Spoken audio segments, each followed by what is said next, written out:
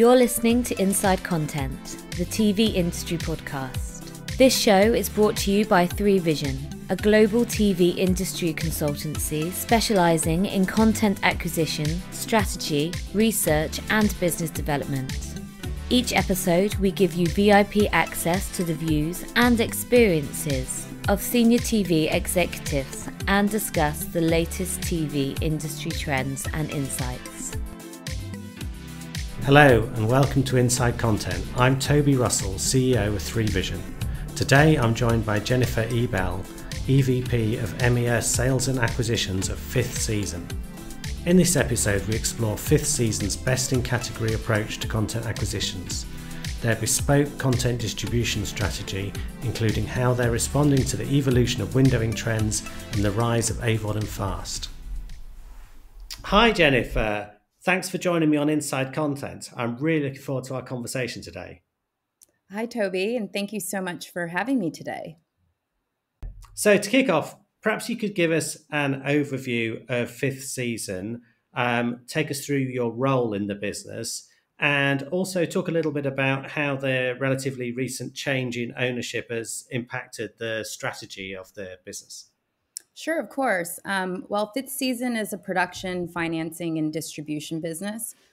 We carry the resources and expertise of a major studio with the flexibility and innovation of an independent global business. This is illustrated in such projects such as The Lost Daughter, Killing Eve, Tokyo Vice, The Night Manager, Normal People, and Severance. We distribute shows for third parties, we put up MGs, and we sell. In fact, we sell very, very well. We have a best-in-class distribution team with execs based locally in 10 cities around the world and a focused, highly curated small slate. As the EVP of EMEA Sales and Acquisitions, I oversee the sales team garnering commissions, pre-sales, and co-productions across the region with a focus selling directly to the UK. My team reads every script, meets the producers, gets into the DNA of every show. We sell one show at a time. It's not about packaging, and that's the beauty of having a very small catalog. I also lead our acquisitions team, which is hyper-focused on securing best-in-class content across all genres and financing projects at all stages of production. The team has curated a small but beautiful slate and built long-lasting producer partnerships. Yeah, so with the on the acquisition side, how many people do you have doing that? I'm curious about this because there's a lot of work to do there. It is. And by the way, it was a one-man band. Liz Tang really was at the helm of building the catalog to what it is today. And we've grown the team. So it's myself, Liz Tang, Ava Mustos, who's just joined us from the BBC, and Ellie Turner. So it's 4 people at the moment, but the reality is, as the company is 250 people, everybody wears an acquisitions hat. So we get tossed projects, ideas, everything from every facet of the business, which makes it very interesting, but it kind of means we have a big acquisitions team, to say the least. Great. And then in terms of the change of ownership of obviously you were 100% part of Endeavour, and then now you have the big Korean media company CJ, I think, owns 80% of the business. Is that right? And how has that changed things? Yeah, so yes, we were fully owned by Endeavour Content, and they divested 80% of the business as a result of the Writers Guild settlement a couple years ago. The acquisition was completed in January of last year, so we fully transitioned. The deal didn't materially impact 5th Season's business strategy so much as I think we're really aligned, and CJ has enabled us to even do more. We have an incredible opportunity to combine the complementary strengths, resources, and assets of CJ and 5th Season, but the day-to-day is largely remain the same. Both companies share a vision of continuing to build and scale 5th Season into the world's leading independent global studio. I guess I'd say, while scaling a business is no small feat, we are really excited about this next phase and the potential to grow. We'll continue to bring great content to the global audiences, empower artists, and tell stories that can have an impact. And tell me a bit more then about the growth plans. That sounds exciting. Is that going to be about more volume? Is it going to be about new genres? Are there kind of other new areas you're going to get into? No, I think it's really about building the volume. In terms of scaling the business, what you'd see is obviously more volume coming out of our production.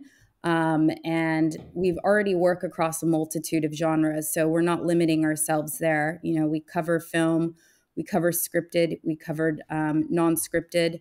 We've hired Ben Irving, who was recently at the BBC to spearhead our UK studio business. So you'll see more British content at a much larger scale coming from in-house. We've hired Mary Licio in the US, who's running point on and also producing in the non-scripted space.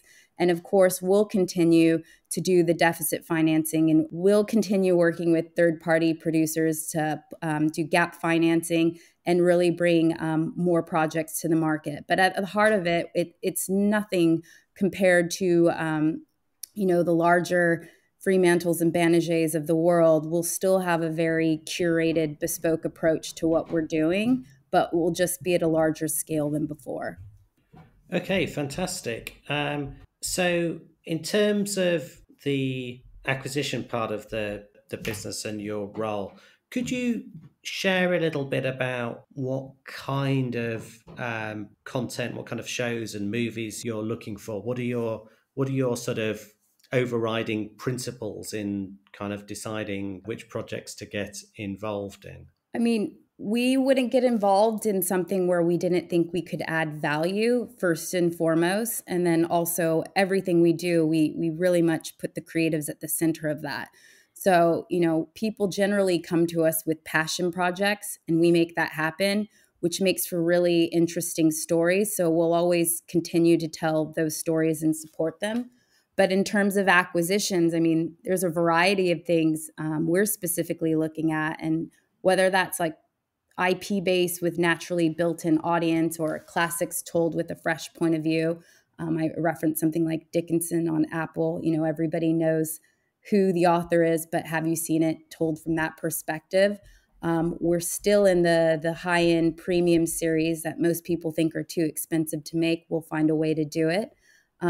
I myself am very much after grounded sci-fi. I think particularly for our catalog, we're lacking that at the moment. High octane action disaster thrillers, reference point being Chernobyl or The Last of Us, and stranger than fiction in the non-scripted space, stories on subculture, pop culture, luxury and aspirational lifestyles, blue chip natural history. I don't think there's anything we won't be looking at, but it's really a best in category approach. One of the things that we've done really well is diverse stories from diverse storytellers. We recently launched Bones of Crows at the London screenings just in March, and that's from Braun and Screen Sirens. That's written and directed by Marie Clements, who's an Indigenous female director. It was a full Indigenous cast. It's a moving, multi-generational epic of, resilience, survival, and the pursuit of justice. And that's something that stands out on its own, and it's an important story to tell. So that's something we will continue to be a part of, usher and look for projects just as such. I think, one of the things we continue to lean in and will still do are stories with universal themes, no matter how big or how small. I referenced Normal People, which was an incredible breakout series for us and one that continues to sell over and over again. We're into our third and fourth windows in certain territories. On the topic of universal themes, we have a fantastic series written by Jack Thorne for the BBC called Best Interest. It stars Sharon Horgan and Michael Sheen. It's a 4-parter that really explores the choice no parent will want to make in their lifetime. Their daughter has a life-threatening condition, and the doctors believe it's in her best interest to die. So who decides that? and whose best interest will it be? And it's topics like that that are also important to share with the global audience, and really, whether it's driving that narrative at home or on a government or larger scale, these are things that we want to get behind to really build conversations, support that. Okay, fantastic. Are you typically focused on shows that have English as their main language, or are you open to shows that are produced primarily in a different language? We're always keen to work with local producers to create authentic local language programming with on-the-ground expertise. Currently, we're in pre-production with TV4 and ZDF for Cry Wolf, which is based on a book with the same name produced by our very own Nordic drama queens. I think it's got the vibes of Fargo and Mare of Eastwood.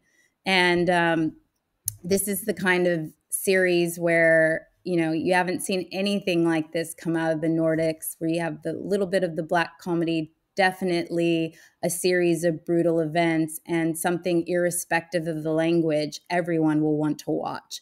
So again, going back to best in category approach, we'll live in that space irrespective of the language. British content continues to be a force on the global stage with huge longevity, as we've seen with such shows like The Night Manager and Killing Eve, which have a long tail. We've also had great success as a studio with titles like Severance, which is in production for Series 2, Nine Perfect Strangers, which is in pre-production for Series 2, and Wolf Like Me, where Series 2 is now in post-production. So we're really, again, focused on bringing stories that will resonate with the global audience, irrespective of the language, country of origin. We just want to be overall great storytellers. You might not want to answer this, but is there going to be another season of Night Manager? Well, let me know if there is another season of Night Manager. No, I can't answer that at this point in time. Okay. So I'll let you know when I know. So let's talk. Yeah, right. So let's talk a little bit more about the distribution trends. So, a few years ago, I think it was the case with a lot of people where a sale to a global streamer was the kind of dream scenario for many distributors. Is that right? Is that still the case? And how are the streamers kind of changing their strategies? Because we hear various things about them, in some of them being, more flexible in terms of how previously it was like a global deal, full stop, that's it, that's the only way they could do business. We're hearing that's kind of changing with some of them. Yeah, I think the dream depends on the creative and what the best strategy is for the best outcome for everyone. So really an independent evaluation. I think that's a real focus for fifth season. It's a bespoke approach. Of course, I personally love the thrill of a good old-fashioned auction, but if it's a series with a 15 million net per an episode budget and it's the creative's dream to get it made, our focus is to get it made the best possible way. As for the streamers, the strategy is definitely changing along with the launch of so many D2C platforms, COVID, and consolidation. I would say there is more flexibility for sure. There are opportunities to carve out windows and really look at footprints versus the entire world. I say that now, but who knows what will happen in the next 18 months. It's exciting. It's changing. It definitely makes my job more interesting. And do you think? So when you're talking about footprints, so you talking about where a Netflix or an Amazon or Disney Plus might say, hey, okay, we're happy to just take the show for Europe or just for LATAM or take a second window in some markets, that kind of thing. Yes, absolutely. I think, as they've launched the service and have more of an idea of what's trending in each local market, they have definitely pivoted, and those market needs will continue to evolve, and their strategy probably to follow that. I definitely think there's people are a little bit more risk adverse or conscientious in their spending, so that really reflects the choices they're making. Okay, so let's talk a little bit about AVOD and FAST. Obviously, there's loads of excitement around that space, particularly around FAST channels. I am curious to hear how that fits into your strategy, especially given that I think a lot of people are using those opportunities as a way to exploit older deep library content. So I'm just wondering whether it's something that's relevant for you or not really at the moment. No, it's absolutely relevant for us. We hired Simon Alge at the end of last year. He's been appointed our executive director of digital, and he's spearheading the expanding AVOD fast exploitation and digital business for fifth season. And you're right, our catalog does not lend itself to deep library, but that doesn't stop us from going out and trying to source deep library as an added functionality, or shall I say, an added revenue stream. At the moment, Simon is out to market. He's taken the classic, much beloved Cash in the Attic. We have the BBC Library episodes as well as the new Channel 5 version in our catalog. And he's very busy exploring partnerships to launch a channel. So it's all very exciting for us. And in terms of, working with more AVOD buyers, we do have, some of the more legacy libraries like Air Crash Confidential, Ancient Black Ops, Battle at Versailles, titles such as that really are part of the digital first focus. So again, while we have a small catalog, we really do kind of pull all the levers to make sure we stay relevant in the evolving distribution business. Yeah, that's really, really interesting. I didn't know that. Yes, I'm sure that Cash in the Attic could be a great fast channel based on the what I hear about some of the channels that perform well. Yes, So, there's hundreds and good luck with hundreds of that. hundreds of hours. Yeah. Okay, so let's talk a little bit about windowing. How do you see the windowing of series and the windowing of movies evolving? And I think there's been obviously quite a lot of change going on over the last few years, especially in the movie space with COVID and everything impacting things, with theatres being closed, people experimenting with premium windows. But I think generally, the windowing is just becoming more and more an important part of the role of, people in the kind of jobs like you. So the distribution ecosystem has definitely evolved post-pandemic, with many of the buyers and channels having to adjust their strategy. I think it's much more of an opportunity for a distributor to extract as much revenue and sales potential by, a multitude of windows, pairing deals together, pairing, SVOD, linear, pay TV, any way to mix it up and really expand that long tail revenue. For fifth season, we're pretty lucky in the fact that we're incredibly agile and already have a non-traditional approach to business. It's rooted in our DNA. So, we constantly evolve, and the way the series and movies are evolving, it's changing every day. And I guess we are too. So I don't want to pinpoint one strategy because it might be different next week or after the writer's strike, who knows, but we're definitely ready for what comes next. So Jennifer, I know you've got loads of really exciting shows that you've already produced and loads more in the pipeline.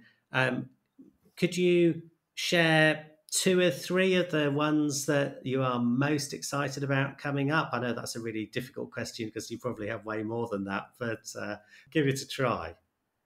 Yeah, of course I will. So I guess I would say I'm most excited about Grime Kids. It's for BBC Three, and it's based on a book by DJ Target by the same name. It's produced by Mammoth. It's a coming-of-age drama that's it's set against the emergence of grime music. This series was written by Teresa Ikoko, and it's led by a cast of rising young talent. What's brilliant about the show is it's East London as you've never seen it. It's bold, bright colors and music that will definitely get you moving. I think it's definitely it definitely works for multi-generational viewing as well. So that's one that will be coming soon. Another series that I'm quite excited about is a real laugh out loud from start to finish, is called The Queen of Oz. It's for BBC, and it's developed by and starring Catherine Tate. She plays the scandalous Princess Georgiana, a disgraced member of a fictional British royal family. And I'm not saying it's timely, but it is quite in such ways. It's a 6-parter, and it's produced by Michelle Bennett and directed by Christian Von Buren, and it will be coming to BBC later this year. And I think it's one of those great series where you'll sit back, laugh out loud, and also enjoy the escapism that is the beautiful seeds of Sydney and the outback.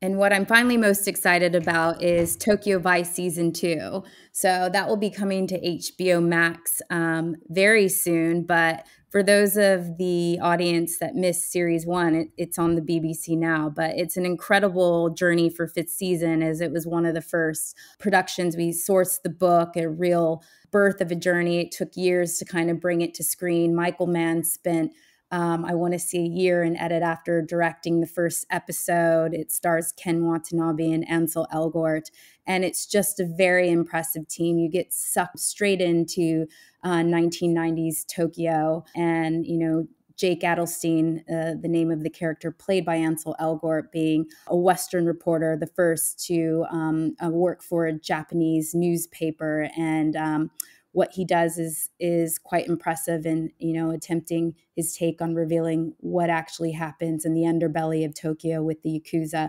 And I was hooked from day one, but it is something where we were the studio, we distribute, so real 360 approach of bringing a project to fruition. So it's really great that we're able to see Series 2 coming soon. Great. That's really, really exciting.